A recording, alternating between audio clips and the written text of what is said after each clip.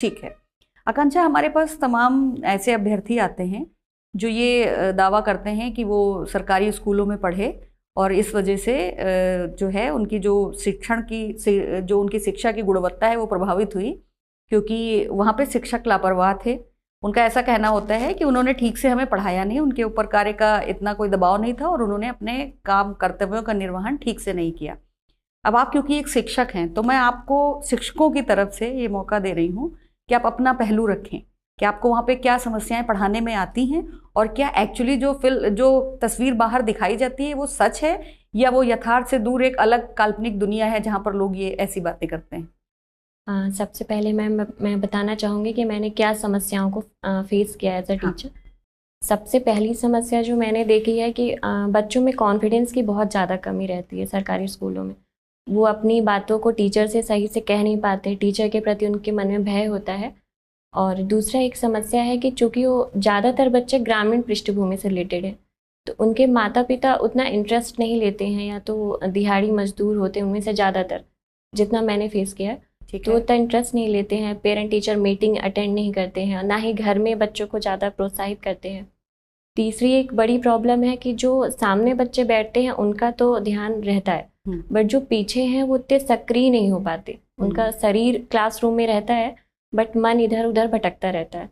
तो ये सारी प्रॉब्लम्स मैंने फेस की हैं। और टीचर वेल क्वालिफाइड आते हैं गवर्नमेंट स्कूल्स में, नो डाउट, और हो सकता है कहीं ना कहीं लापरवाही भी हुई है, लेकिन आधुनिक टाइम पे ये पॉसिबल नहीं है। हाँ, अच्छा, क्या होता है कि तमाम सारे लोग ये भी कहते हैं कि अगर इंफ्रास्ट्रक्चर की बात की जाए तो वो बहुत पुअर है। तो क्या अभी भी पुअर इंफ्रास्ट्रक्चर की स्थिति अभी भी है या अब चीज़ें सुधर गई हैं? मैम, जो नई स्कूल्स बन रही हैं जैसे CM राइज या PM श्री, वो इंफ्रास्ट्रक्चर बेस्ड हैं, उनमें सारी सुविधाएं हैं। और जितनी पुरानी स्कूल्स हैं उनका भी पुनरुद्धार चल रहा है। हो सकता है कुछ स्कूल्स रह गई हों, बट काम निरंतर। ठीक है, बहुत बढ़िया। मिशन कायाकल्प का नाम सुना है आपने? सॉरी मैम, मैं अभी याद नहीं कर पा रही। कोई बात नहीं। आकांक्षा, आपने हिंदी में मुहावरे और लोकोक्तियाँ पढ़ी होंगी, या नहीं भी पढ़ी होंगी तो सुनी तो होंगी ही जी। मुहावरे समझती है ना जी। मुझे कुछ ऐसे मुहावरे बताइए जिसमें गणित का प्रयोग हुआ हो। 9 दिन चले 2.5 कोस। बहुत बढ़िया। 9 2 11 होना। ठीक है। अभी मैं 3 5 करना।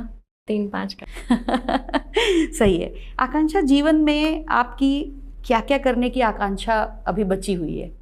मैम, मेरी जो आकांक्षाएं हैं अपने परिवार के प्रति हैं कि मैं एक अच्छी बेटी बनूं और आगे चल के एक अच्छी पत्नी बनूं, माँ बनूं, और जो देश के प्रति है एक योग्य नागरिक बनूं और अपना योगदान दे सकूं समाज में। ठीक है। आप मुझे एक चीज़ और बता दीजिए, आपको कुकिंग करना पसंद है? जी मैम। और आपके स्कूलों में मिड डे मील सर्व होता है? जी मैम। ठीक है।